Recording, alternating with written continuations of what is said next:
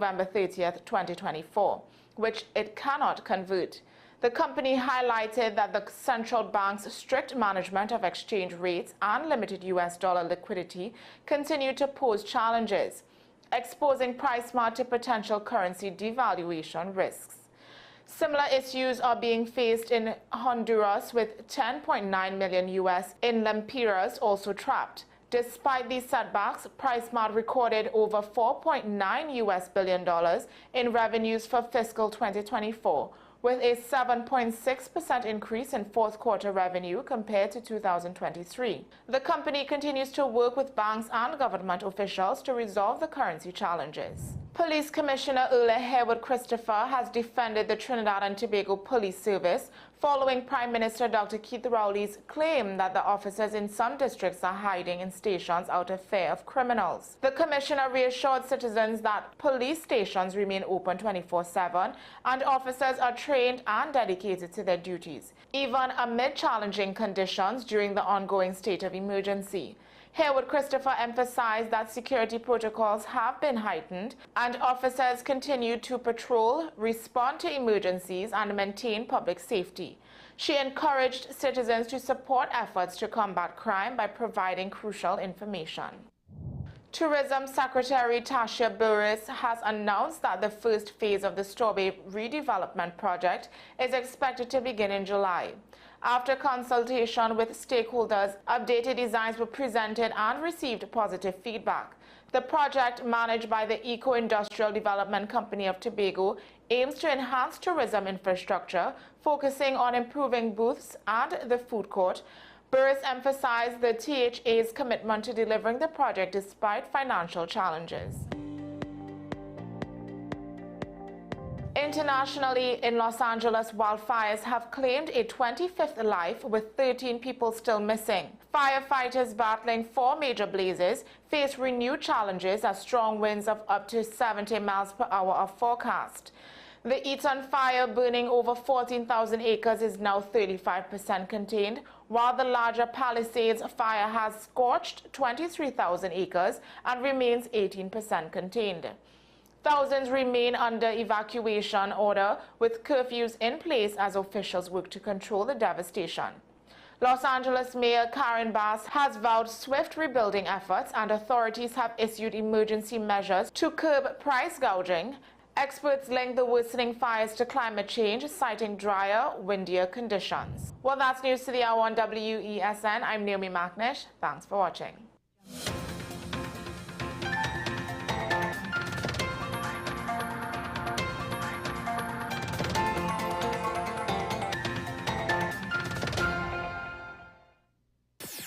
WESN.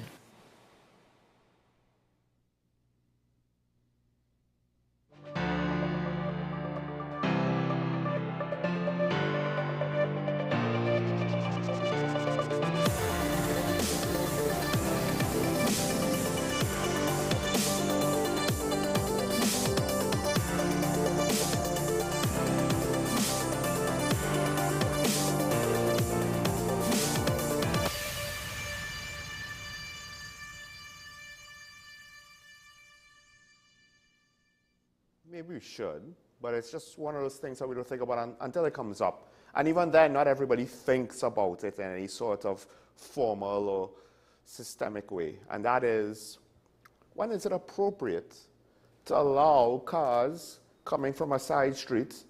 When is it appropriate to give way to them so they could turn up into the street? Sounds simple, right? Well, there are times when I give way, particularly if there's no one behind me, and then there are times when I don't, because by the time I slow down and stop, and then they see that I stop, and then they start to accelerate and make their turn into my lane, it would have been faster if I just went, and then they would come up behind me. Ironically, both instances, it's easiest when there's no one else behind me. So, it's just one of those things I noticed this morning. A taxi decided on Cipriani Boulevard to kind of stop in that awkward situation that I just mentioned, where they stopped. I don't think anyone was really expecting them to stop. So the cars coming from the side street, it took them a while to register, hey, he stopped. I can make the turn. Now, I can understand if at the end of the day you decided I'm not necessarily a driver that likes to rush, or I'm not in a rush, at least in this particular instance, and I'm going to give people a chance. I, more or less, that's how I drive. I don't like to rush. There are times when, even if I have right of way, I might, depending, allow the other cars to go through. Because I have a habit of, depending on the intersections, kind of taking my time to go through and not taking it for granted. If I have the right of way, no one is going to forget I have the right of way and end up hitting me. So I just didn't understand when we got to the traffic light at the end of Cipriani Boulevard. The traffic light goes from orange to red, and the same car, the same taxi that was taking its time up the road decided to rush behind the car in front of him or her. And basically, they weren't even halfway out before the red light hits. But they rushed the red light anyway.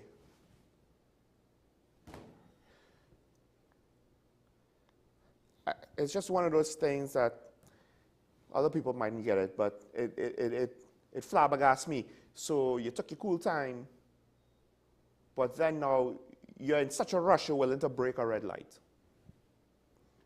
What's the point? It wasn't like if they were picking up people along the way. No, it was literally a case of I'm not rushing, then I'm breaking the law to rush on the same street. We're even talking further in the journey. Of course, that's something minor. Something a little bit more significant is what's going on with the salary disputes that the teachers or the lecturers at UE have with the organization. President of the West Indies group of university teachers, she said that the measure of not giving out student grades from last semester is not targeting students. This measure is targeting a quick and reasonable remit. We never target students. We're going to start teaching on Monday. So the students will get their teaching. What they won't get is their grades. We've asked all various departments, including the library, registry, and banner. We've asked all system operators to shut down operations. So it's not just the teachers, it's also other members of the administration staff. Now, on one hand, I understand, this is what I think they are thinking. Well, the students could continue getting courses, doing assignments, getting the work done, so their timetable to graduation is not upset. Thereby, we are not targeting the students. The problem is, while this dispute is going on, to what extent is UE itself feeling any pressure by having grades being withheld to deal with this in a timely manner? Now, usually what happens is you have to hold back productivity, and that's how an industrial action will cause your employer to feel it. It's either that or bad press. But we've gone beyond the bad press point because we're doing something, and the something is to withhold grades. But while they say that the measure doesn't target students, on some level, the people who are feeling the brunt of this, and potentially the only people who are feeling anything from this, would be the students. The flip side is, if they were to, and this is what I thought would have been more responsible, at least at first glance, maybe I didn't think it through, and you could call in and disagree with me. But like I said, at first glance, so I'm willing to acknowledge that it might be incorrect. But I thought it would have been better for the teachers to basically inform all of their students, this is what we're going to do the next semester. We're protesting. Understand that before you sign up. Because if students don't sign up, then all of a sudden UE's tuition will shrink, the fees that they collect. And that's one way for your employer to feel a negative consequence that will potentially cause them to want to take action sooner rather than later. Now, the flip side to that is, and this is where it might not be the easiest cleanest, most perfect idea is the fact that it will disrupt the timetable for students to graduate. And that's a very real economic complication. Even if Gate is paying your tuition, you still have cost of living. You're delayed to reaching the point of being able to enter the workforce because reasons. So the ethics behind how to protest this for university lecturers is not so straightforward. But at the end of the day, I guess to some extent, there is no real way to protest in any significant or significantly tangible way that doesn't involve the students feeling it. So now the question is, to what extent are both sides negotiating in good faith to get this put to rest as soon as possible? Because whether it's withholding grades or doing anything else, it's the students that are going to have to actually bear with the consequences.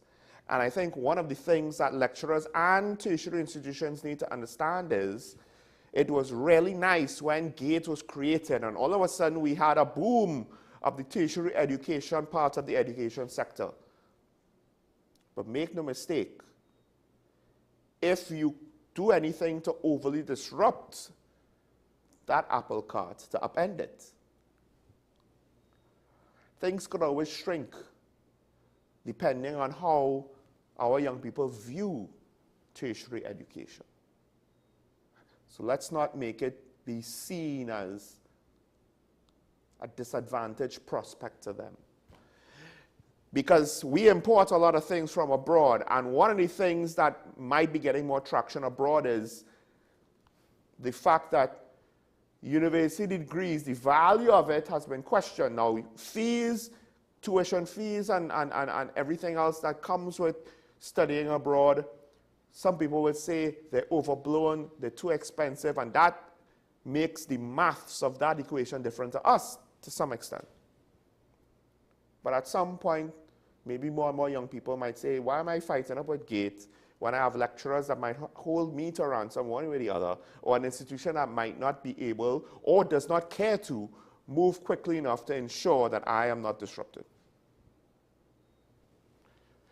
Or I could start to get work experience depending on what job opportunities line up for me. Or I could go away because the brain drain is real. I mean, how many of our best and brightest do not study in UE or any other local institution? But I will leave that there. Sure, Michael Small, this is Talking Point at WESN, the content capital, and let's start off today's daily review.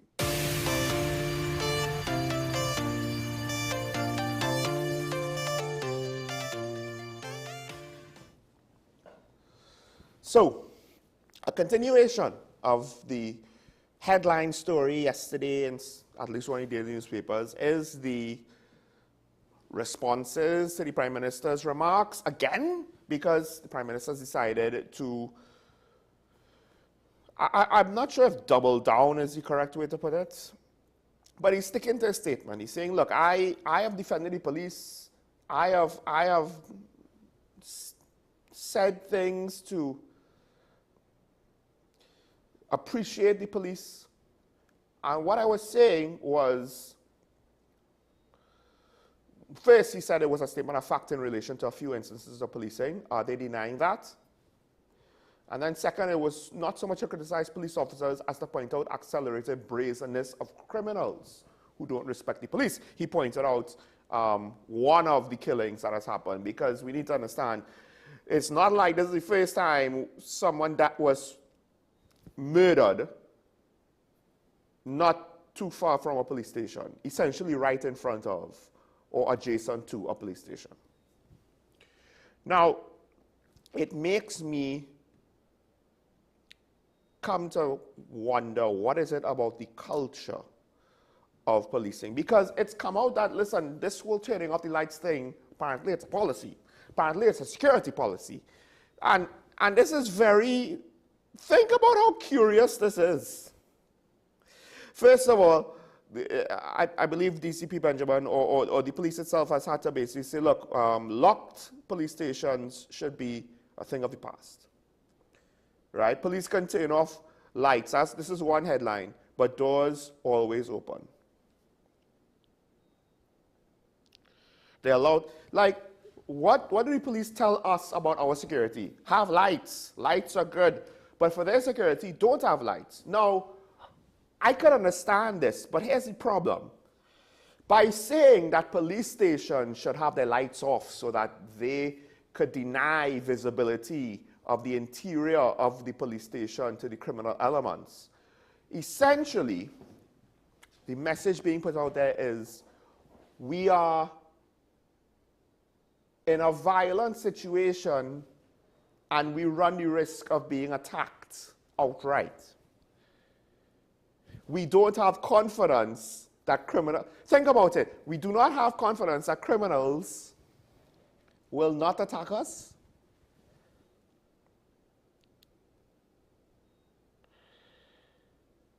Security and the best interest of the officers. Is there some degree of expectations that criminals might try to shoot up a police station?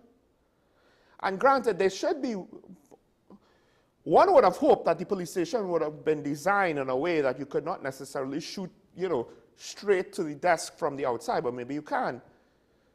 But think about the concession you're giving psychologically.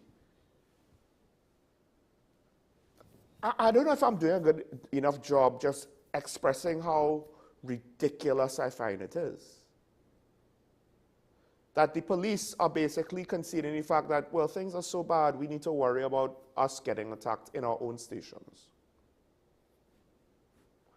And in fact, it actually kind of is counter to what the Prime Minister is saying, and counter to the narrative. Whenever someone is killed next to, in front of, adjacent to, in proximity to a police station, what do people say? They say the criminals are so brazen, and the police are like, yeah, I mean, we expected this because we have to be careful that they don't attack us.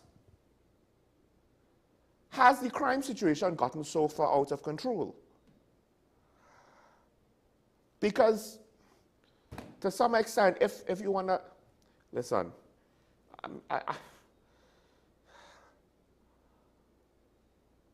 we live by social contracts. And what the TTPS is basically saying is we expect that some social contracts, if they are not being ignored by the criminal enterprise, they soon will be. And this is a warning sign if this is what we're going to officially admit to the population. Of course, police officers got upset. One former police officer, one former commissioner, one of the common criticisms of the Prime Minister's statement is, how could you say that? Right? So former Commissioner Stephen Williams yesterday, one of the things he said is, I'm saying even if it is truthful, my concern had to do with the revelation of such information in the public domain. It doesn't add anything to improving our situation. Here's the problem. Things like this are already in the public domain. Ironically, the Prime Minister might be late with these statements. This is the issue I have with the criticisms, because the Prime Minister is right. He was saying, can you tell me I'm wrong? So Stephen Williams is saying, even if it is truthful, so there's some amount of concession there that he cannot affirmatively say it is false, these statements. Right? He can't. But then he goes on to say, the revelation of such information. Well, I'm sure at some point people may notice driving past a police station at night if the lights are off. How do you hide that from the public? How is that not to some extent already in the public sphere? Why do you think it wouldn't be to some extent already in the public sphere? And this is the thing, when politicians do this, when they try to deny the obvious, I and others in the media take great umbrage to those facts, to those instances. Because trying to deny the obvious, what is the point of that? Deciding to swim uphill in that manner makes no sense because you accomplish very little. Granted, to some extent, the Prime Minister making these statements, you look at the situation and you say, why didn't you make these statements before? We've had months with 16 murders already. multiple months. When you were at 605, some of them months were in the high 50s to 66, if my memory serves correct. Anywhere between there. So December wasn't anything new. And we've had people get killed leaving police stations. People of interest, people who are known to the police. In situations that, at least to the media and to the public, we suspect might be gangland killings, targeted murders. So for Mr. Williams, former Commissioner of Police, to come out and say the information placed in the public domain doesn't help us in any way as it relates to the public's, to the police service's morale, well, buddy, no offense, but it's not a revelation to some extent what the Prime Minister said. Even if you want to say that the facts, the specific details are a revelation, how we view the police service has probably not been that greatly affected. The negativity that would be associated with these statements, the negativity that you are assuming the public will now view the police service, probably, in all likelihood, existed already, because again, we have individuals who are saying, I call the police. They do nothing about noise pollution. They don't do nothing about whatever behavior. Or they can't come out to calls. They don't have a car to come out to calls. They don't have officers available to come out to calls. Sometimes it feels like they don't want to take my report. They want to send us here, there, and everywhere. They've had police officers have quarreled with their supervisors in front of the member of the public because the police officer did not want to take the report in the station, despite the fact that that's contrary to police policy. I have experienced it going into a police station and having the police officer basically speak to me in a manner, how dare I come in here to give a report because I'm taking up her valuable time of sitting on her, you know what, doing I don't know what. It's not like there was a line of people giving reports in the station that day. And if the situation is that the paperwork is too long to sort out, maybe they should push more to try to get their higher ups to digitize the whole thing. Or maybe they don't want to digitize, I don't know. Now, the culture of policing in this country, I think, unfortunately, and this might also be where Mr. Williams is not fully up to date, because it's been a while since he's been commissioner, and to some extent, his situation had its unique challenges. All right, fine, I accept that. But I do suspect that the police service has devolved due to a lack of accountability in the last 3 years, basically. But also there is a potential question with regards to the suitability of candidates.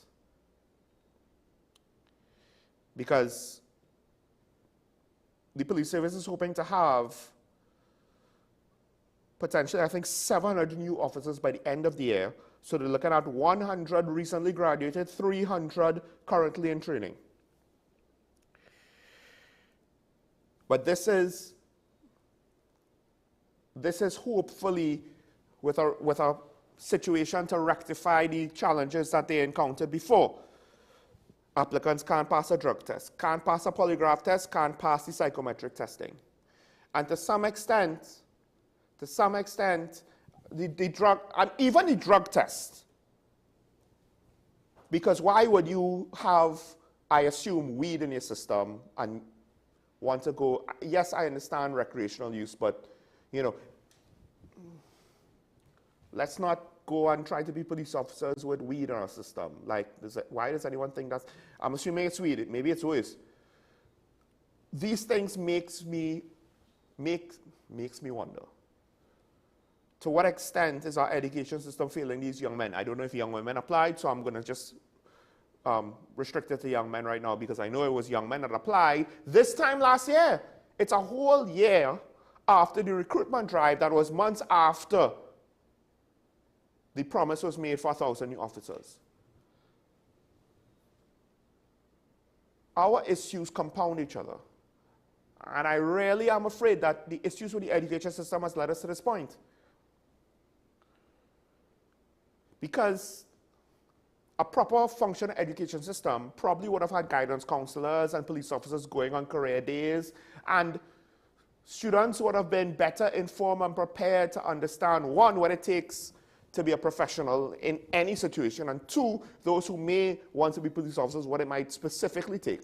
And then, yes, obviously, with the call for the new recruits, there would have been people who did not consider that job before. But still, to some extent, even though they didn't consider the job, they could have been better prepared, because that's part of the education system's job. It's not just to tell you how to multiply and subtract, and how to pass a history exam, and how to do Form 5 and Form 6 level accounting to pass an accounting exam, and how to do enough chemistry to pass the required syllabus for their chemistry or biology or physics exams. It's supposed to also prepare our young men. So to what extent now are the failings of our society, like with the education system, like with the lack of development, like with no longer having a village, affecting the talent pool for the TTPS? And we get what we get. We get officers who are afraid, so they have to turn off the lights. But here's the thing, the police executive had to then say, but keep the doors unlocked. Turn off the lights, but keep the doors unlocked so that people could come into the police station. Because they can't deny that what the Prime Minister said was or was not true.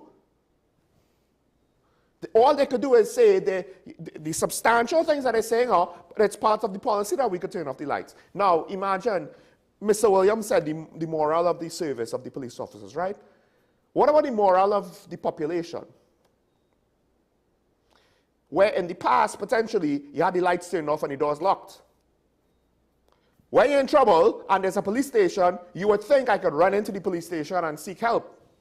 But even if the doors are unlocked, who's going to think to approach a police station where the lights are off? Who's going to feel safe walking into a police station where the lights in the front door are off?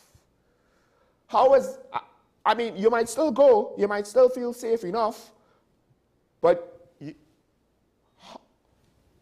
what would that do to the population's morale, having to face that reality, that crime is so bad that even the police have to essentially, this is what it looks like. I'm not saying this is what it is, but this is what it looks like. Because I have never heard of a police service that maybe that's outside of a situation where drug cartels have just taken over, or situations like Haiti, or situations like some parts of the Middle East where, you know, normal society breaks down. When you decide, I need to have the lights off, I'm the police, I need to hide from the criminals. Because the light's not going to stop the bullets, you know, the lights being off. It's just going to make it harder for them to find you if they so want to attack. That's what they're saying. We need to hide. We're not safe. How are you going to keep us safe? I'm not saying that police should do reckless things. But if the situation has gotten this bad, maybe we need other people to kind of do the job. Just saying. Well, moving on before we welcome our guests, just want to hit one more story, at least quick. The dry season has officially started. It is something that, as we got closer and closer to the end of the year, I was not looking forward to this day. Now, one of the things we have to basically ask or be aware of is, how is our water reservoirs going? Because they were behind the curve for most of last year. Now, it seems as though quite a few of them may have caught up, not just the one in Tobago, but the Arena Reservoir is at 79.16%. That may be a little concerning. It's below its long-term average of 93%. The others are near capacity. So this is one of those things where I hope people don't take it for granted that, you see, Sean, what are you worried about for? All the people in the media, and what are you worried about for? eventually it came back up. That might be the wrong lesson to learn from this. One of the reservoirs is below. Hopefully we don't have well, I believe this is supposed to be, hopefully we don't have a drier than normal dry season, like last year. But I do wonder if, to some extent, we really need to rethink how our water distribution in this country is handled. Not just WASA, but how we all treat with it as well. Sustainability with water is not like energy, and it's not like things like wildlife and vegetation. The water table is what it is. But it's about not wasting what we have available to us, as opposed to trying to preserve any sort of natural habitat. We have to be directly responsible for our own well-being. All right.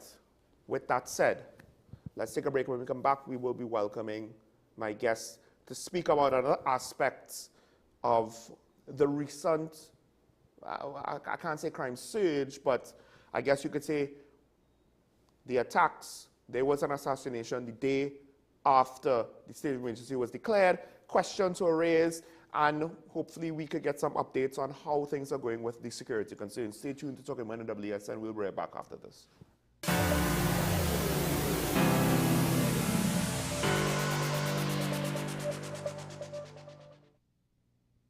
Her voice has mesmerized us for years. And now, in a rare treat for music fans, Shakuntala and Friends in concert, featuring Shakuntala Jangbahadur. Singing sensation Deval Cheklal, brilliant musician Dr. Shivanan Maharaj, master flautist and saxophonist Narendra Maharaj, with music from Shiv Sangeet Orchestra, Shakuntala and Friends in concert. Shakuntala, Tala. Between the Bank and the Gutter, a novel about street dwellers in Port of Spain. This is a book to make you both laugh and cry.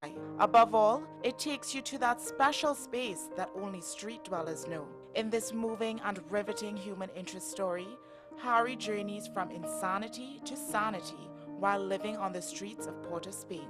Now available at Metropolitan Books, 12 Aripita Avenue, Woodbrook. Paper-based bookshop, 14 Alcazar Street, Woodbrook. WESN, 30A Gattaca Street, Woodbrook. And the home store branches located at Barataria, Shogunas, and East Gates Mall. Autographed copies now available on request. Also available from author Louis Lee Singh.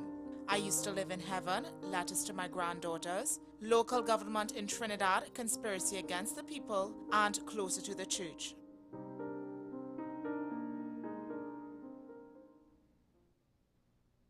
Simon's Musical Supplies Limited. We are the specialist in new and used musical instruments, carrying top brands like Yamaha, Pearl River Pianos, Vinyl and Sabian cymbals, Remo and Evans drumheads and Fender guitars, just to name a few. Also a wide assortment of music books, pan and accessories. At Simon's, we service what we sell. Trust the leader. Call us now at 625-6412 or visit us at 20 Board Street, Port of Spain.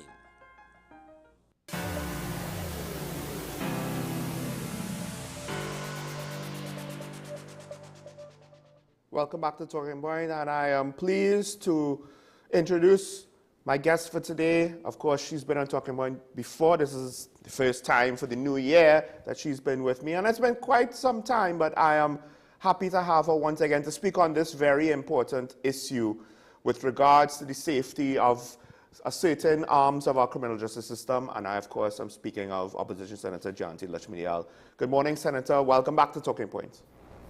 Hi, good morning. Thanks, and Happy New Year. It's the first time I'm seeing you and your viewers, so Happy New Year to all of you.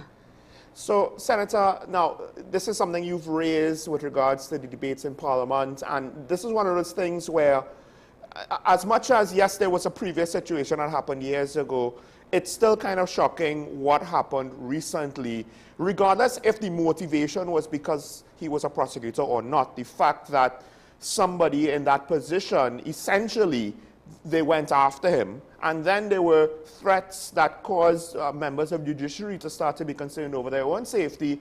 And these are things that I didn't necessarily want to spell it out. But as the kind of weapons that were made available become more and more dangerous, there's always the chance that, look, people who would have been safe in the past might not be so safe anymore, and the fallout might be worse than we could possibly imagine. We don't want to see things escalate. Part of escalation is going after people who might have been untouchable, and now they're not. So what has been the feedback currently been like? Because the story, I think, kind of died down in the media. Has anything been put in place? The discussions, have they been fruitful? You know, I could only speak about what I read in the newspaper in terms of, I think it was members of the judiciary would have raised security concerns. And I don't think the feedback, from what I understand and what I've read in the media, I don't think it was very positive in terms of extra security and so on. Let me say this, everyone is in danger. Every single person is in danger because, you know, back in the day, they used to refer to, I remember Mr. Manning, former Prime Minister, talking about collateral damage and people becoming collateral damage when you have certain like gang warfare breaking out and so on.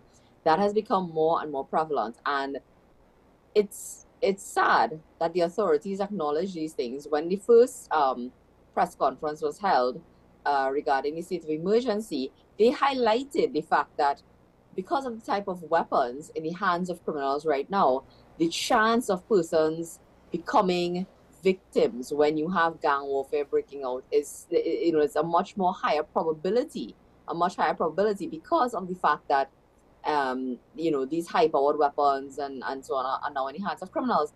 What they neglect to explain or to say or to take responsibility for or to propose solutions for, meaningful solutions, or to show any real progress, is in stopping the inflow of these guns into the country and to say that, look, this has happened because of a breakdown in border security. They are in denial that border security has completely collapsed under this administration, and that is what has, you know, really contributed to the rise in the number of murders, the amount of what we call innocent bystanders being targeted, and of course now members of the judiciary who might, like, for example, previously, you know, they may be persons who would qualify to have an FUL or something. Of what good is it that you could have an FUL and you can arm yourself with a handgun and you are the target of someone who can, you know, within the space of half a minute, discharge 15, you know, bullets at you and drive off, and, you know, you don't even have a chance to draw your weapon.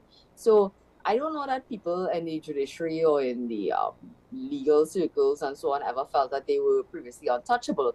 There was always the need to exercise caution. What we have now, though, is just that the criminals are more emboldened. They are more empowered because of their access to weapons, and so the danger has, you know, escalated, and it's difficult to find a way to keep people safe in those circumstances. So that's, I think, where we are right now, and it really does pose a serious threat to the criminal justice system, because in order for the justice system to function properly, people have to feel safe and they have to feel that they can discharge their duties, you know, in a manner that is free from fear, free from intimidation. And you're not going to have that happening if it is that you know, there's this escalation of violence and targeted towards persons who operate within the system. It could also instill fear in the minds of jurors who have to participate and who are very important in our criminal justice system.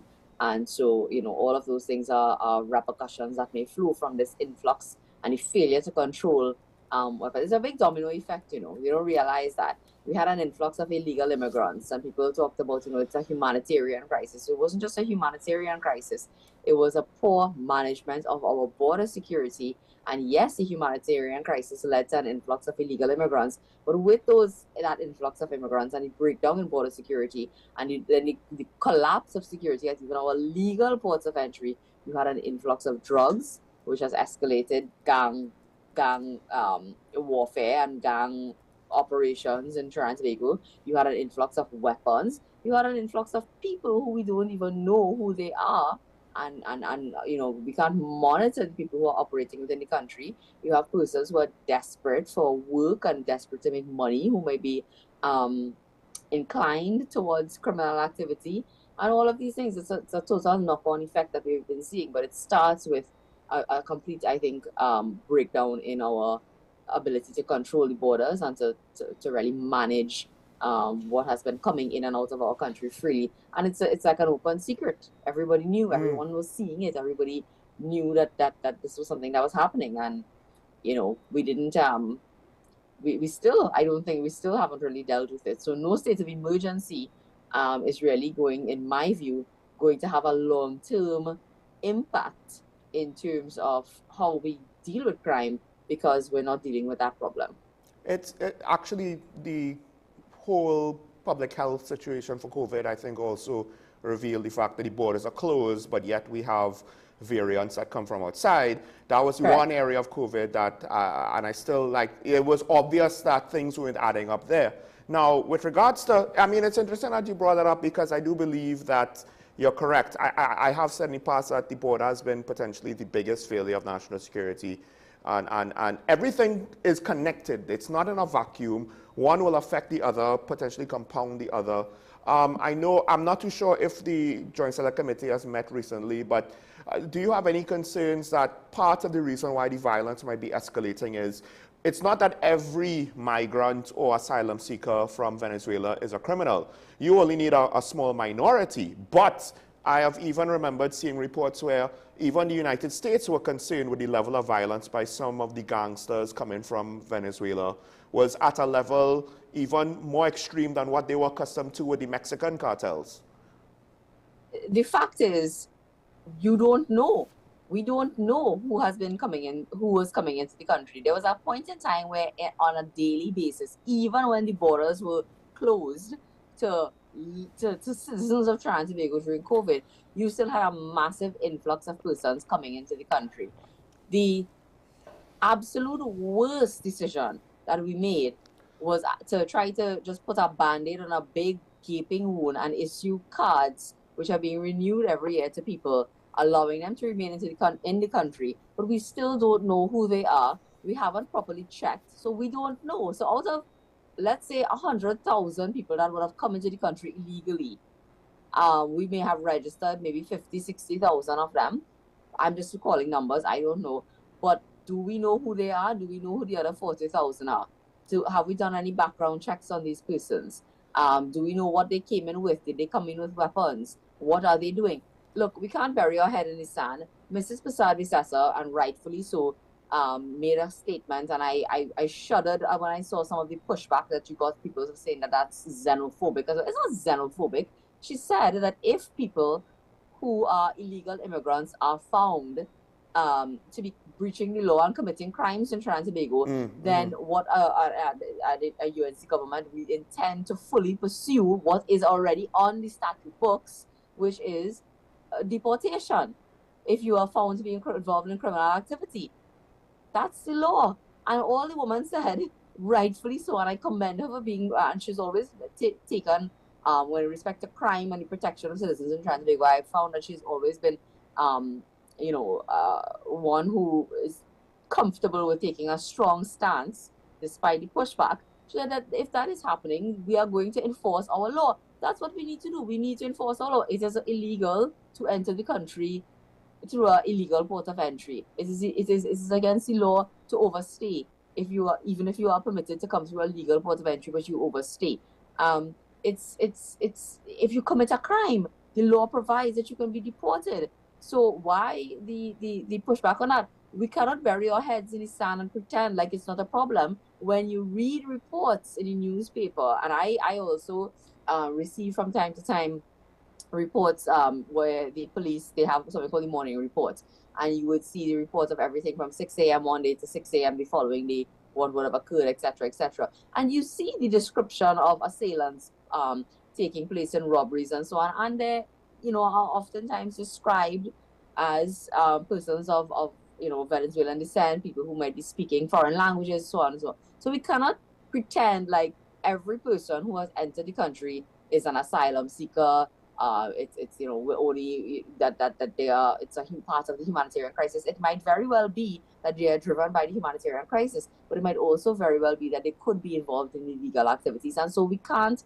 ignore that fact. We have to treat with the issue. We have to treat with the issue that they would, some of them, and as you say, it only takes a small handful. So of the 100,000, if you have 10 people in that 100,000 coming in, but who may have brought in, who may have a criminal background, who may have brought in weapons with them, and who may have connections still outside of the country, and maybe trafficking in weapons coming into the country, those 10 people still pose a threat to our national security, and we have to deal with them. You can't ignore a problem because it's small in your mind in the grand scheme of things, because as you said, everything is connected and there's a knock-on effect. So where did the high-powered weapons come from? We don't make them in Trinidad and Tobago. We don't manufacture guns here. They are coming in from somewhere. And unless we face the reality that it's a problem and treat with it, I don't know where we're going from it. You can't put a police officer to guard every single person 24 hours a day, 7 days a week. So what are we going to do about it? We have to treat with the availability of weapons. Now, I mean, when I used the word untouchable before, to some extent it was a bit of an exaggeration, but there's some truth in it where I think in the past you would have thought that criminals try to refrain from doing certain things. Be fearful to go there because of the perception that, look, this is a person in society who is, an important person. They would feel that, for one, the repercussions of being caught would be so severe. They would feel, for example, that, look, this person might very well be a person who would have security around them, who would retaliate, all of those things. The person might be armed, and therefore the chance of being able to, of you yourself being killed might be. But when I, as a criminal, if I move into the AR-15, and the most I know is that somebody like that would have a handgun on them, I am emboldened. So the criminals are far more emboldened now and don't fear consequences as they have in the past. So there's multiple ways. You've pointed out, jurors might be affected. Witnesses, the police want to try to get more people to come forward. That obviously is going to be affected. But within your legal fraternity now, like one of the things from my side with regards to the media and with regards to journalism, it seems like young people want to be less involved in the discourse of politics and being involved in the media and involved in certain things. Do you have any concerns that, look, the DPP's office is saying he's underfunded, that now the funds are understaffed? The funds are one aspect, but the other aspect is, like with the police, getting recruits that are suitable, people willing to do the work to put themselves forward. Do you get a sense? And then, of course, who knows whatever the spillover effect are for lawyers and that are not prosecutors, right? Have you got any sense from your peers that this is something that's a bit more on their radar now, that people are giving a bit more consideration to their personal safety and potentially affecting career choices? Yeah, of course. I think it is always a discussion. I mean, even 18 years ago when I was, and now entering the profession and wanted to go to the DPP's office, a lot of people would say to me, I was young, I was 23 years old. People would say, you have to be careful, you could be in danger. And there were situations where I felt like I could have been in danger. But again, it wasn't as serious, I think, as it is now, because we didn't have the amount of murders that we had then. We didn't have the, as I said, the kind of weapons, etc. But yeah, people will, I think it will have an effect. Prosecutors tend to live very cloistered lives. You don't see them out there as much. They try to keep the, I think you're always mindful of your personal safety. But I think what makes it worse is that the conditions under which they work, in general, is very stressful. So when you add to it this aspect now of your personal safety, it makes it, I think, very hard. And it would be difficult to keep and retain and attract. A lot of people are attracted to that office because of the kind of experience you get. So as a young person, you want to be a litigator, you want to get into the criminal law, you want court experience. There's no better place to get that than the DPP's office. You're doing trials, you're there, you're in the thick of things. It's a fantastic experience. But nobody's going to work for that salary under those conditions where it's emotionally and psychologically taxing dealing with some of those matters. I tell people all the time, there were times when I was, younger and I was working in that office and so on. I come home from work at the end of the day, I used to have to ask my mom to stay with me and lie down with me in my bed and sleep with me because I was so traumatized by what I was dealing with during the course of the day. You are literally sitting down with victims and discussing the most horrific things that would have happened to them, and it's like 5 minutes away from where you live. That is difficult. You don't read in the newspaper the level of details, the granular details that a prosecutor would have to deal with. So it's a very emotionally, psychologically taxing job. It is underpaid.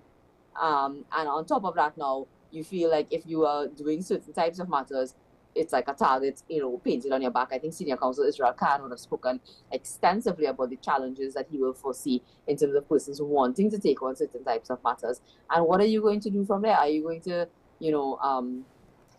what's going to happen? Someone has to prosecute certain types of matters. Securing convictions is already a challenge in this country. We have a very low detection rate and an even lower conviction rate. But we need talented, we need committed, we need prosecutors who feel safe. We need experienced prosecutors to deal with some of these types of matters, particularly involving gangs and offenses under the Anti-Gang Act and those things, which are challenging matters legally then, because of the level to which you have to be able to present the evidence and convince a jury and so on. And you need very skilled prosecutors to be able to convince a jury who they themselves may be hesitant to convict. So how are we going to attract those skills, and how are we going to keep people with those skills in that office? It's going to be a challenge. I really sympathize with the DPP and the senior staff there. They have a very dedicated staff. Some of the persons who are there, I met them there, I left them there, and they're still there today. And I really commend them for the work that they are doing. It is human service. The definition of human service, I think, is functioning in that role, but they are just a handful. How are we going to keep people when they get that type of experience, particularly when it is far more lucrative to use the same skills that you acquire there on the outside and to do work, in another capacity as an attorney? Well, that leads me to another aspect I'm not too sure people may have given enough thought to, or at least in the general public, because when you hear about corruption, you usually think, oh, someone's corrupt because they took a bribe, because they did a favor, they had something to gain. But then there's also jurors, prosecutors, judges, there's also the concerns that they could be similarly compromised, but not because they wanted to gain something from it, but because they were threatened. Is there any concerns with regards to the fact that, look, it's not that the judge is going to be corrupt, but if his life is threatened and he is not provided with a reasonable measure of security, then we as a society need to brace ourselves for things that are coming forward, because it's only a matter of time before that Pandora's box opens. Yeah. And you see these things and you read about it, as you said, with the Mexican cartels and in the movies you would see a lot of that things that are happening. So it's not far-fetched to think that it could possibly happen here. I have a lot of faith in our justice system, or I think our judges, our prosecutors, persons who operate in the system. I have no reason to believe that any of them lack integrity in any way. But you can have all the integrity in the world if someone is saying to you, don't prosecute this matter, to the fullest extent. And if you do, I know where your child goes to school, I know where you live, I know whatever, and you could be threatened.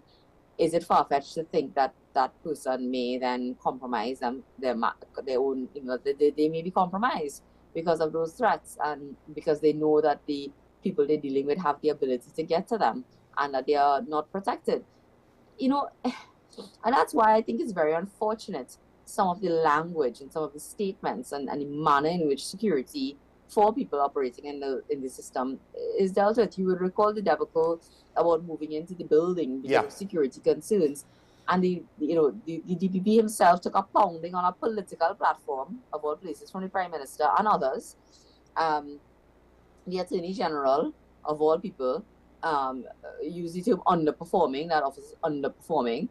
And I remember, saying in the media that the greatest underperformer in the country has no business talking about anybody who's underperforming. We expect the best from people, but are we giving them the tools that they need to operate at their best? And one of those tools includes a sense of personal security. You wouldn't ask a man to go out and climb a light pole without giving him a safety equipment to climb the light pole. So why should we ask our judges, our prosecutors, and anybody operating within the legal system to go out there without a reasonable level of protection? Like I say, I do expect that every single person is going to have special branch detail driving around them and moving around them every second of every day. But at the same time, and that's why I did put out a statement saying that what you need to have is a proper system of risk assessments. And not just a one-off thing to pacify a situation when something like this happens, but it must be a periodic thing. It's part of the security arrangements that have to be put in place for prosecutors. And I'm sure the judiciary will have their own security arrangements, and that they would have assessments and so on. So if, for example, someone is assigned to do a particular matter during the course of the matter and then thereafter and so on, you have to have a certain amount of intelligence gathering.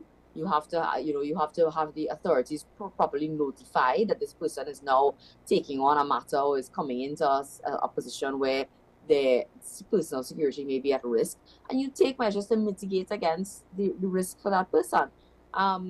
That's not asking too much, I don't think. If concerns are raised over a particular building and DPP refuse to move into it because of those security concerns raised by not by some random person on the street, but I understand it was from the special branch who are tasked with security for everybody from the president and prime minister come down.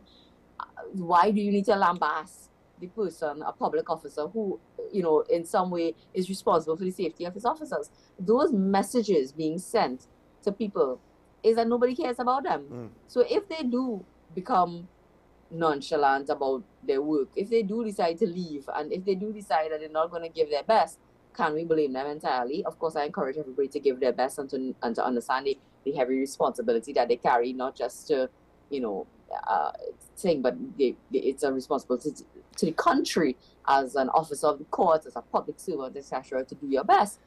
But everybody's human.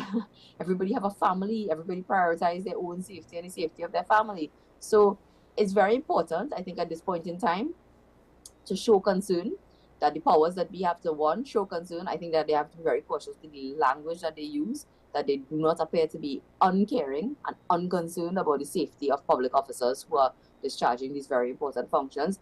And I think that they have to show that they have a system and that they don't just jump up. And we just jump up and do things on a one-off to make things, make people feel better. And then it goes away. As you say, the conversation already died down. Why? Because we're concerned about P&M, Lyman and Tobago and fighting and cussing each other and then making up and having the little, as we call it, the saga of young and useless. Not young and restless, but young and useless. And that has overtaken the media. So everybody already forget poor Randall. Well, everybody's already forgotten about the other 20-something or 50-something people in the DP's office who might be afraid to get up every morning and praying for their safety and the safety of their families because we're thinking about something else. So security concerns and security arrangements for persons who are discharging these functions cannot be a one-off thing that occupies the headlines for 2 or 3 days and then we get distracted by something else. It has to be an ongoing system. It has to be a policy. And this is where this government falls short in everything, whether it is energy, education, national security, law. In every aspect, they are not driven by policy. They are driven by political influence, or how you sway political opinion through the media on a political platform. That is what they are concerned with. They are concerned about retaining government, but not concerned with governance. Governance requires policies. It requires sustained action to treat with issues, to mitigate against issues, to try to bring about reduction. And we don't have policy. We don't have proper policies in the police service. We don't have proper policies in Coast Guard. If you had a policy for repair and maintenance and the proper acquisition of vessels, we would not have had a breakdown of border security. If you had proper policies to monitor the functionality of scanners on our legal ports of entry, to maintain them, to ensure that contracts were signed off on well in advance to replace outdated technology, etc., you would not have the thousands of containers coming into the country every day subject to manual checks. That's where policy and sustained policy makes a difference, as opposed to our big rah-rah out in the parliament on a political platform, or some sort of, just making statements that will catch headlines and hope that it rides the wave until people forget about it and get distracted with something else. Well, Senator, I want to close on that point. Resources, a lack of resources, when you think about it, the police have complaints, the DPP office have complaints, customs has complaints, everybody has complaints. One of the things that I have concern is that the police, they have a manpower shortage as well. And Yes. we have Carnival and a state of emergency where heightened level of police activity on multiple fronts. One of the things I was concerned about, and should the rest of the population or the stakeholders involved have these concerns, are there just enough resources to provide extra security? I mean, in general, I know you wouldn't necessarily know all the nitty-gritty details, but from your experience, from what you've done, should that be a concerning question, or from your perspective? Yeah, we don't have enough police for just regular policing. The association came out the other day and talked about the shortage of what is the sanction strength of the police service, and where we need to be. But you know what? Again, you would have a budget presentation, and Imbers will jump out, 1,000 new police. Where the 1,000 police? What have they done? They say they can't find them now. They people not passing the tests, etc. But what are you going to do? What are you going to do to attract good people to come into the police service? What are you going to do about keeping people and having them not leave and pursue other options? You have to have a policy. You have to have something in place. You can't just throw your hands up in the air and say, you have enough people, so who dead? Who dead it seems to be the policy of this government when it comes to health, when it comes to national security, etc. That's their policy. Who dead? And that's not a policy. So you're right, we don't have enough police officers. Well, isn't there some other way that you can get this done? We seem to have enough people to follow around every minister. So, I mean, maybe we need to just look at alternatives. We cannot simply throw our hands in the air and say, well, we don't have enough people. But I they have identified a shortage of persons in the police service.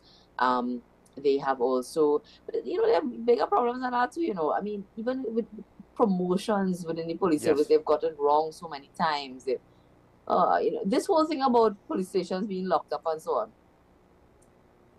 When that is the approach of public officers, of politicians, of people who are hold the highest level of office in this country, to come in our parliament and make those kind of statements, almost insulting and disparaging towards the police service, are you going to attract the best and the brightest and retain and keep people who are really committed to the job when you behave like that? And you know something? I can tell you this. I know of police stations where, because of the lack of strength and because they don't have the sanction strength in those stations, that as a security measure, because sometimes if 2 officers are out on patrol, there might be 1 officer left in the police station to man the entire station, back door, front door, everything, and the security risk to those officers. They have to close some of the doors sometimes, or maybe limit access and control access in another police station. They're expecting to fling open the 2 front doors, and they have 1 officer inside of this sitting at the desk in the charge room there, making notes in the diary, and 5 people from a gang storm the police station and kill him.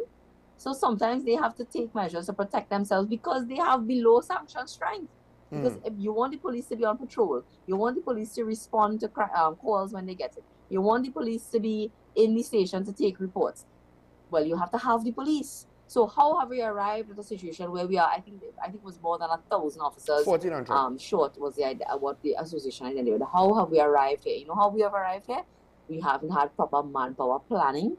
We haven't had policies for sustained recruitment, training, etc. We haven't had proper policies in place to manage or to take into account, retirement and persons retiring out of the system.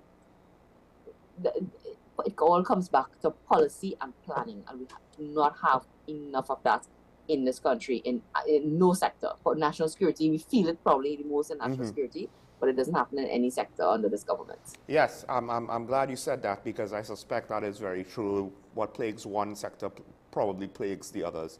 But Yeah, of course. Senator, that's more or less it for time. I want to thank you for joining me once again for having this discussion. It was great seeing you and speaking to you once again.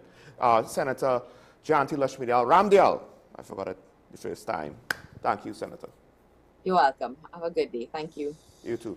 Folks, we're going to take a break. When we come back, we open the phone lines as usual. Stay tuned. This is talking about the WSND Content Capital Show. Michael Small will be right back after this.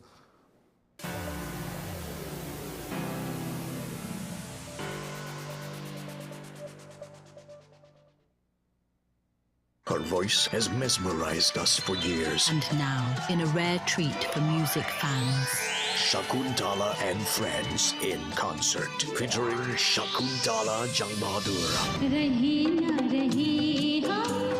singing sensation Nepal Chaitlal, brilliant musician Dr. Shivanan Maharaj, master flautist and saxophonist Narendra Maharaj, with music from Shiv Sangeet Orchestra, Shakuntala and Friends in concert. Shakuntala, Tala. Bill and Ruth fell in love with the Benjamin Moore color Dry Sage, but they tried to match it using another brand's paint.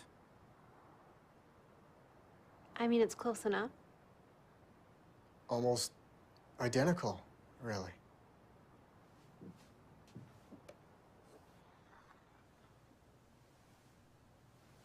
Yeah, there it is. Never trust another paint to be a Benjamin Moore color. Transform your home with PCU Plus. From stylish furniture to the latest appliances, we have everything you need to create your perfect space. At PCU Plus, we offer fair prices and affordable financing options that are cheaper than hire purchase agreements. With convenient locations in San Fernando, Tobago, Arima, and our lifestyle showroom in Barataria, you're never far from the best deals. Visit PCU Plus today and discover why we're the top choice for quality furniture and appliances. PCU Plus. Quality you trust. Prices you'll love. Visit one of our locations or find us online to start transforming your home today.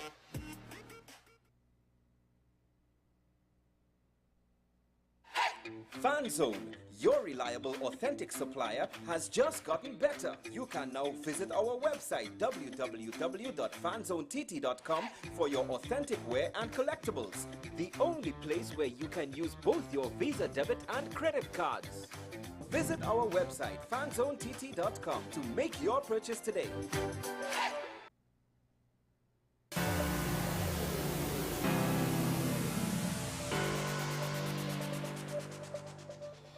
And we're back here and talk about the WSND Content Capital. Phone lines are now open. You can call in and have your say. And of course, just want to advise people, if you do call in and you get on air, please do not try to follow the program on television. Listen and have the conversation on your phone, because there's a delay. The television will be behind, and you generally, callers tend to confuse themselves when they try to pay attention to both. So mute your television. With that said, we have Digger Martin waiting on the line. Good morning, caller, you're on the air.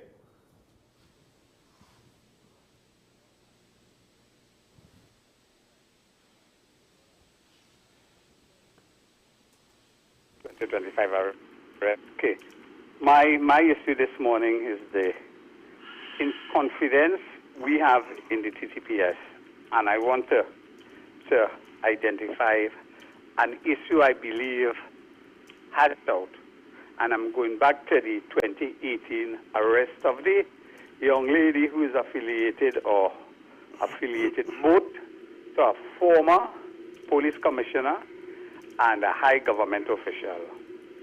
And that has to be fleshed out thoroughly, because it's in the public domain.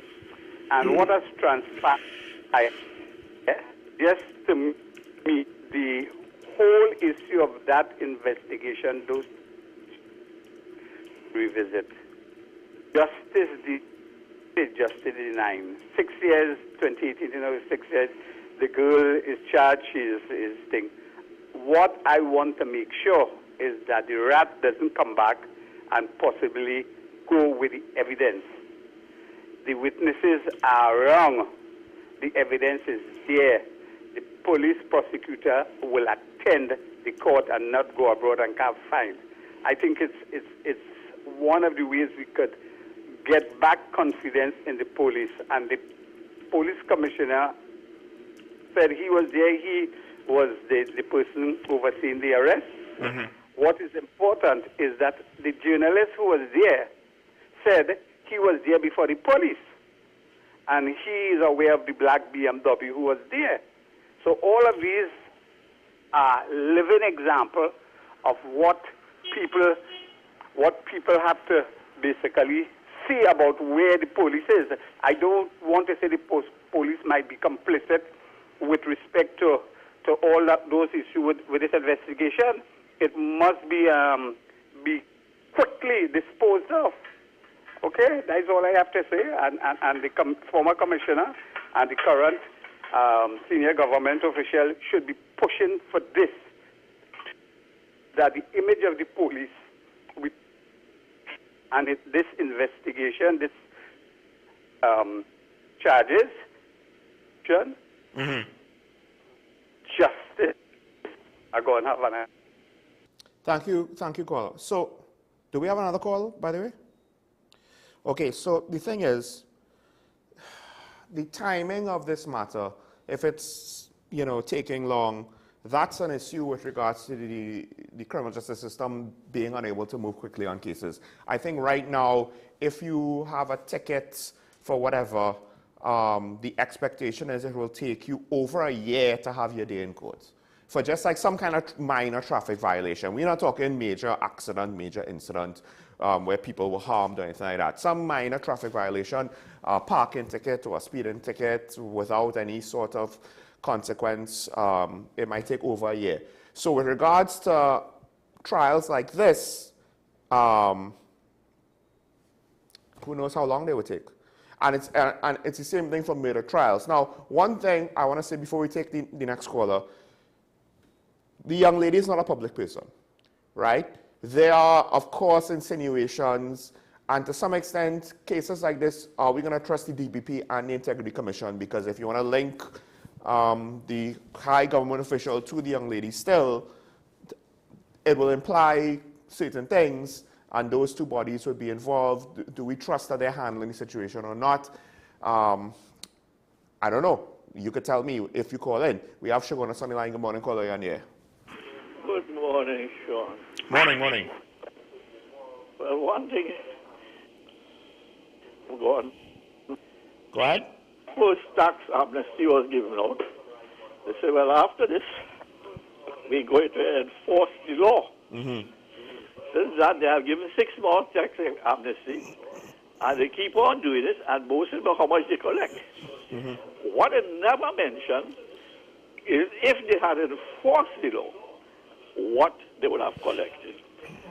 Because I can tell you, the easiest money to collect in Trinidad is government tax. Because they have remedies in case you don't pay it. So, and you know what Einstein said about doing the same thing all the time and expecting different results. That is a sure sign of madness.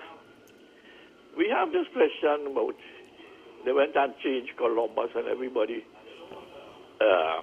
decrying Columbus. We cannot judge people in past history by today's standards. You have to judge them by the standard that existed at that time. Right?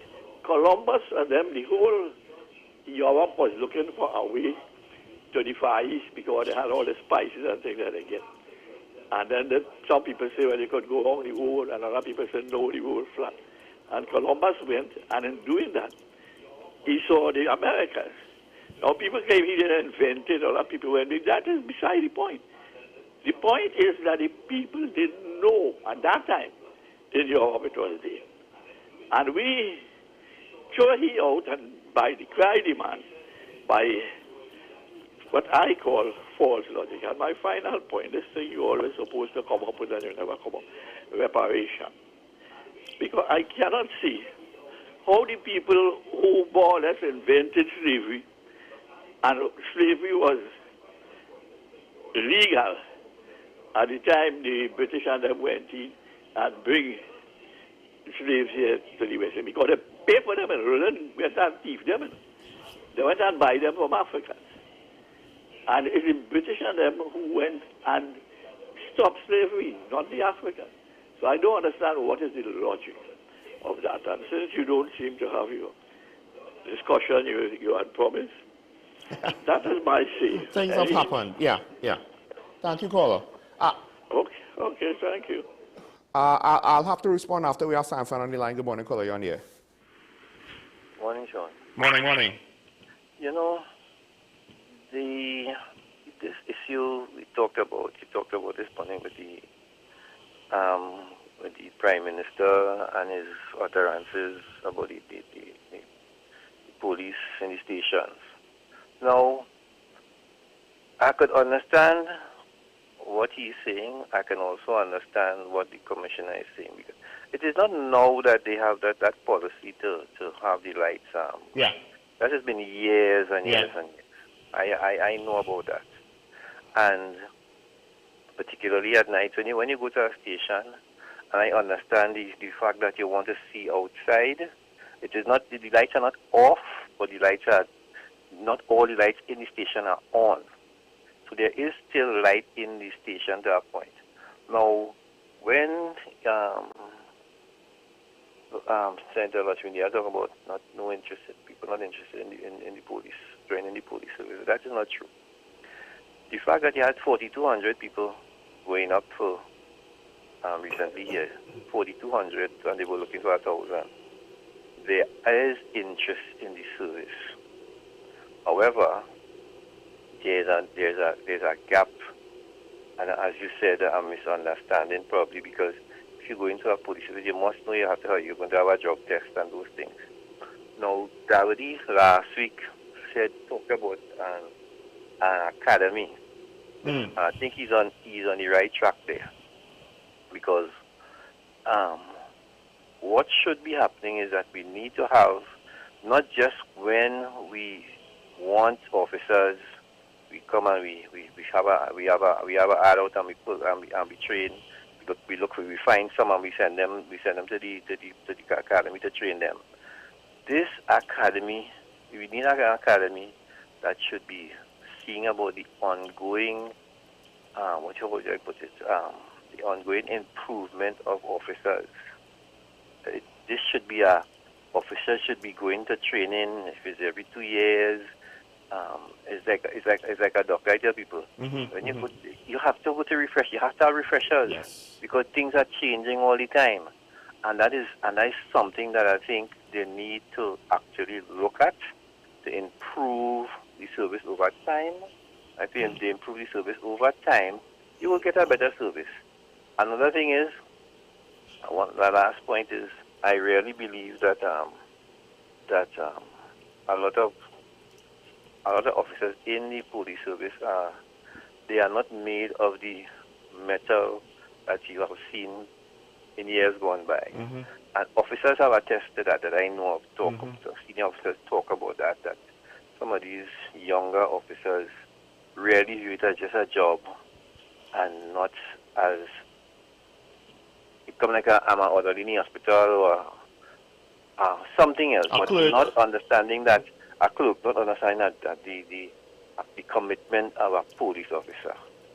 Have a good day, Sean. Thank you, caller. I mean, this is where maybe you and the senator were even more in line than you think.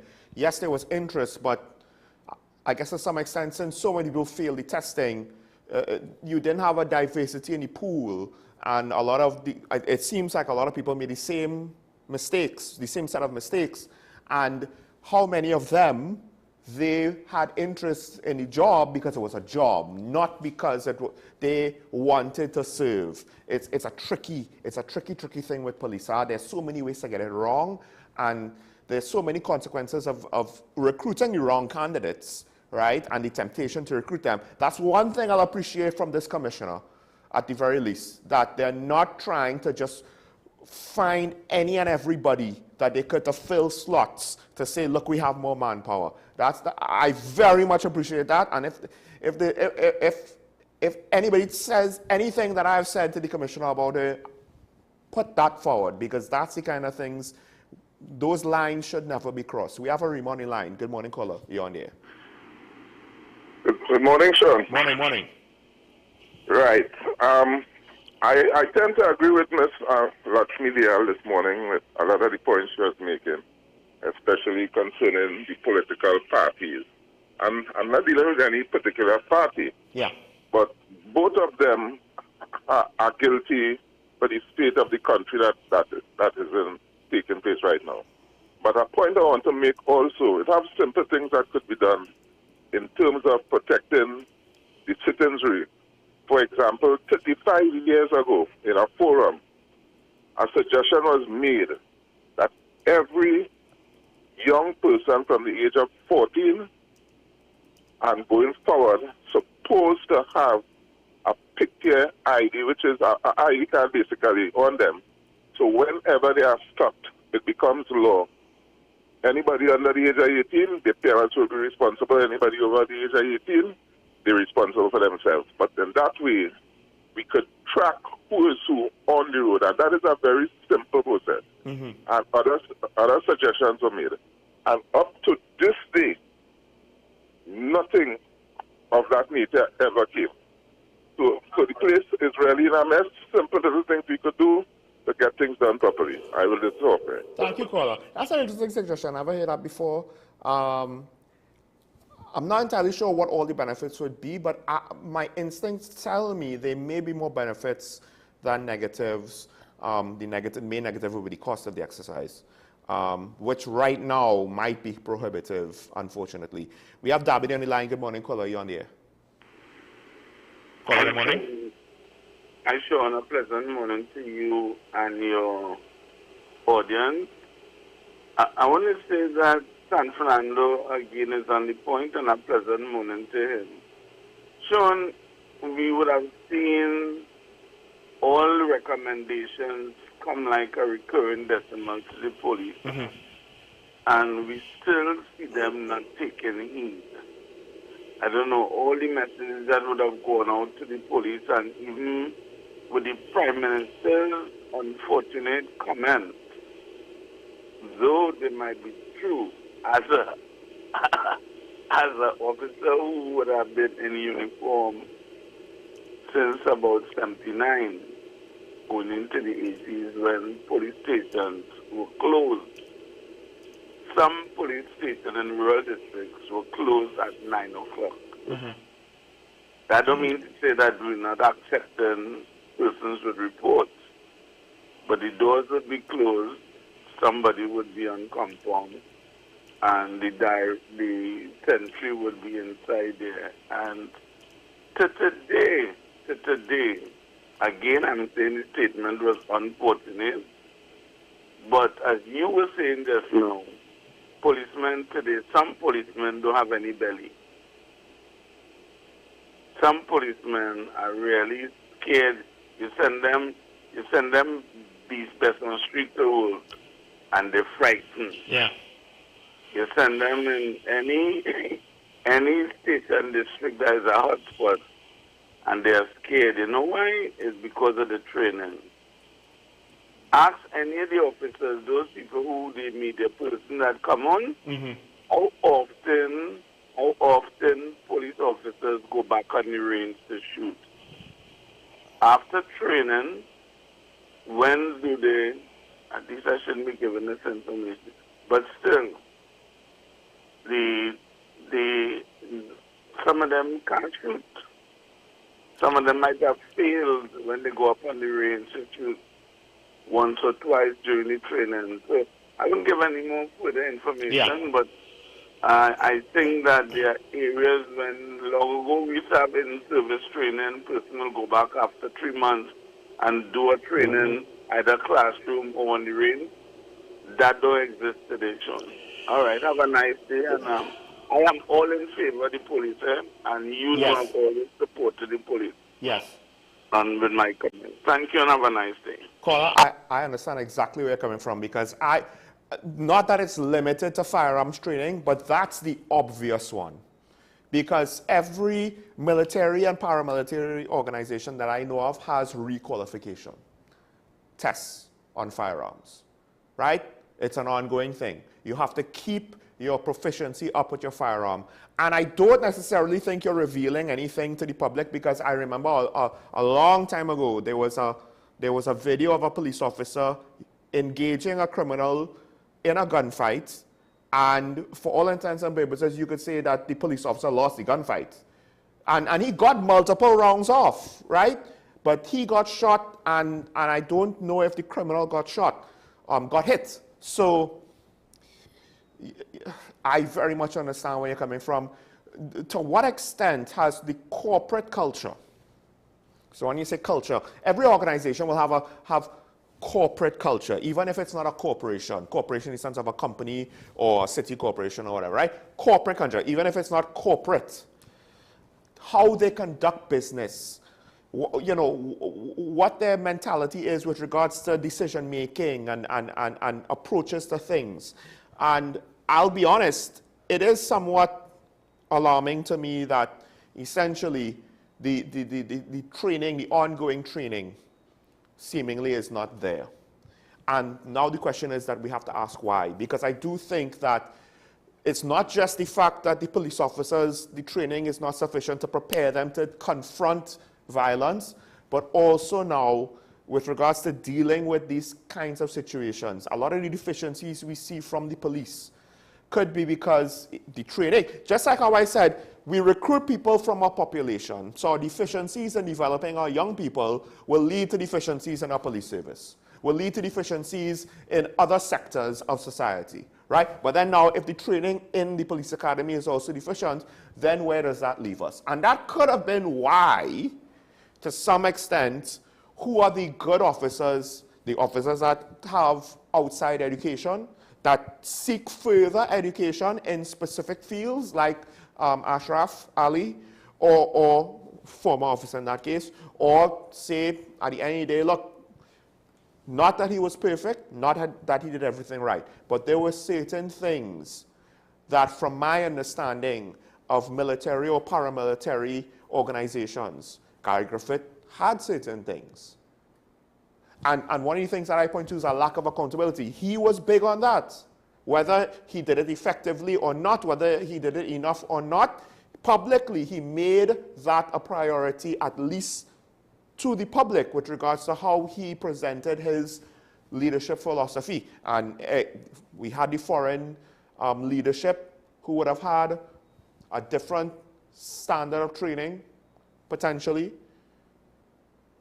They were also run off, right? So that's the thing.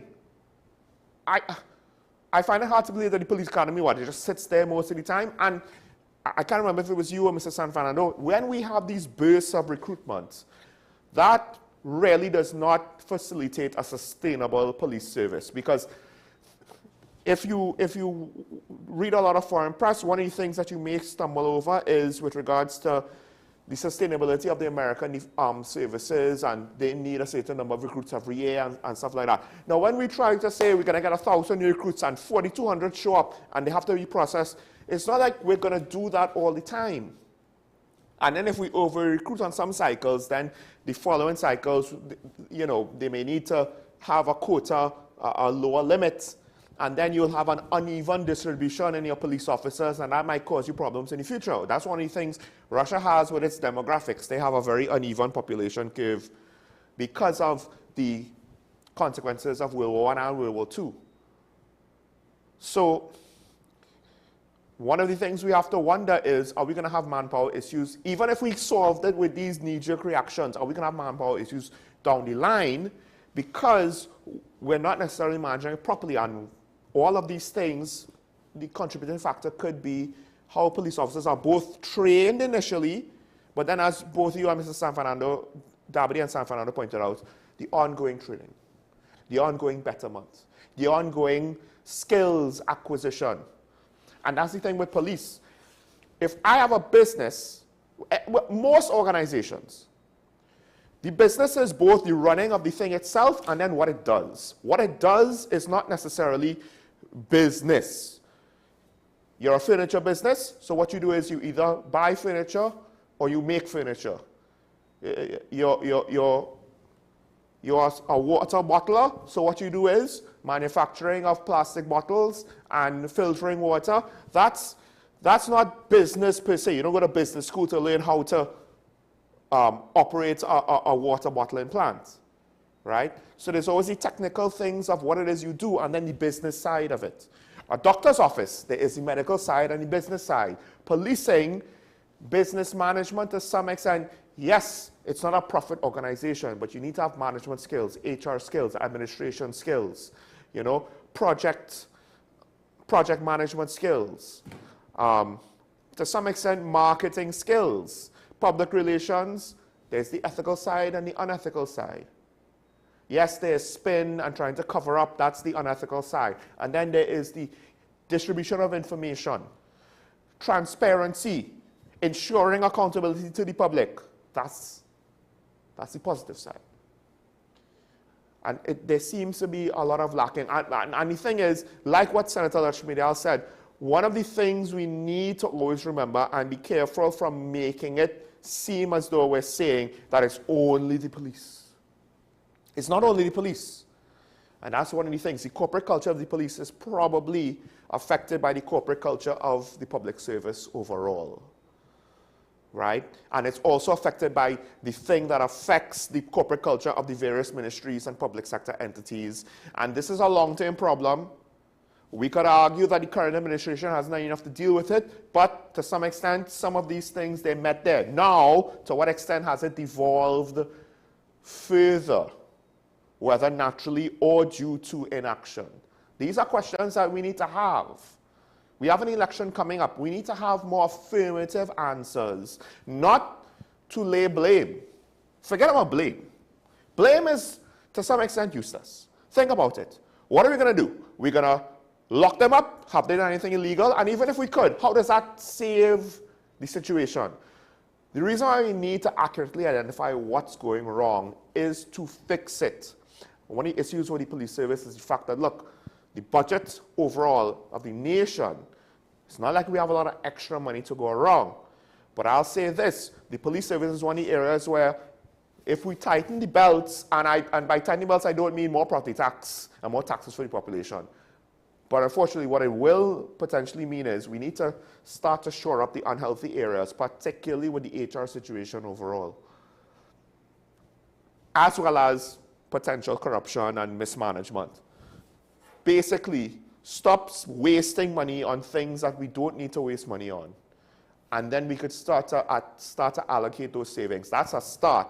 But then, unfortunately, I think as Dabadi and Sanfernando pointed out, with regards to the police service, a lot of these things are going to be incremental and slow. Because you have to change the whole corporate culture, corporate identity, the mindset within the police service. There will probably be a lot of officers who, even if they're not the good officers right now, they would be salvageable if they just had proper training, proper leadership, proper expectations. They can be salvaged to be better officers. We won't know until we try all of these things. It's a long process, and I think it's going to have to be a two-pronged approach. One, we need to do something better with regards to the leadership of the police service, but then also the academy probably is the other area to start off. And the inconvenient truth is the academy might need to also figure out effective ways to compensate for deficiencies in our own public education system. Because right now, it's not good enough. Even with members of the National Security Services getting tertiary level educations, there is a disconnect there, as some of you have already pointed out, and I myself have seen it. There is a disconnect there. And at the end of the day, we all know that certain academic performers, at the end of the day, probably are not looking at the police service as something that they want to go into. Right? Certain demographic subcategories of our nation are probably not looking to get into the various arms of national security. And I don't think that was always the case, but the longer this goes on, the longer that will be true. And these things tend to feed into each other and compound each other until we break the cycle. but it's not going to be easy. That's the problem. So then now that has to be balanced off with the immediate concern of dealing with crime. I'll be honest, I'm not even sure what that is going to be, but there's only so much resources to go around. That's the catch-22. That's what makes government not an easy job, and that's why we should have high expectations of our politicians. Folks, make today a good day. As my co-host always says, there was more that I could have mentioned, but I'm more or less over time. I always keep in my heart my allegiance to the Republic. This is our home. Stay safe out there. It's nice to be nice to everyone who you will meet today. We will see you tomorrow. Bye-bye.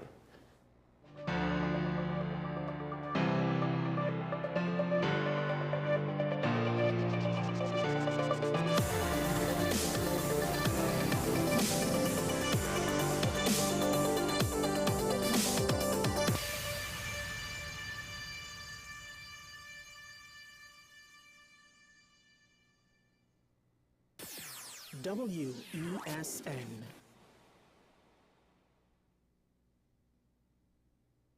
Her voice has mesmerized us for years. And now, in a rare treat for music fans, Shakuntala and Friends in concert, featuring Shakuntala Jang Bahadur.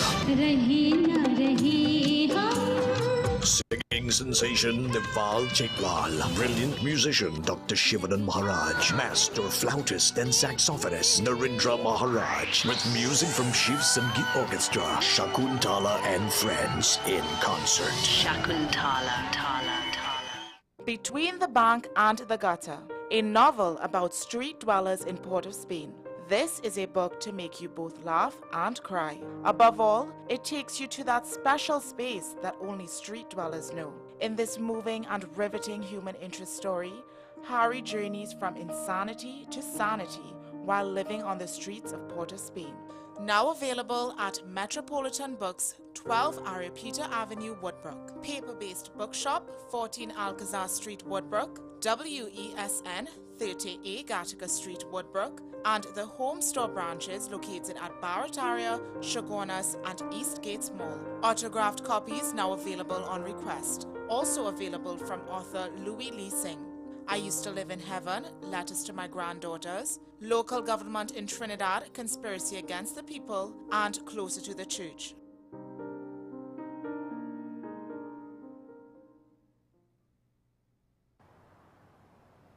Bill and Ruth fell in love with the Benjamin Moore color Dry Sage, but they tried to match it using another brand's paint.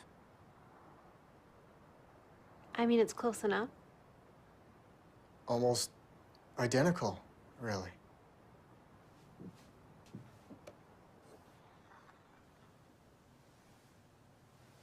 Yeah, there it is.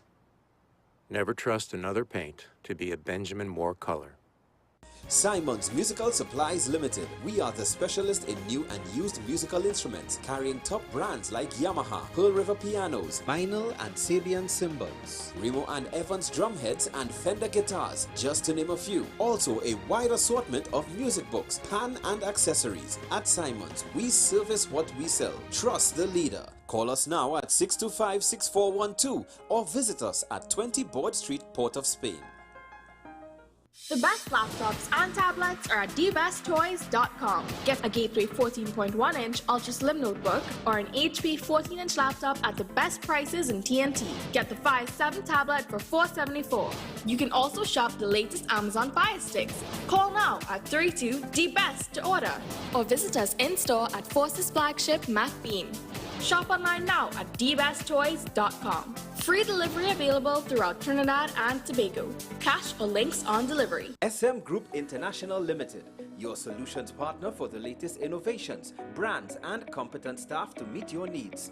We provide products and services in the following divisions: executive services, event rental and services, power and heavy equipment, construction and property management, food and beverage, aggregate and sales and distribution. Check out more on our products and services at www.sgl.com.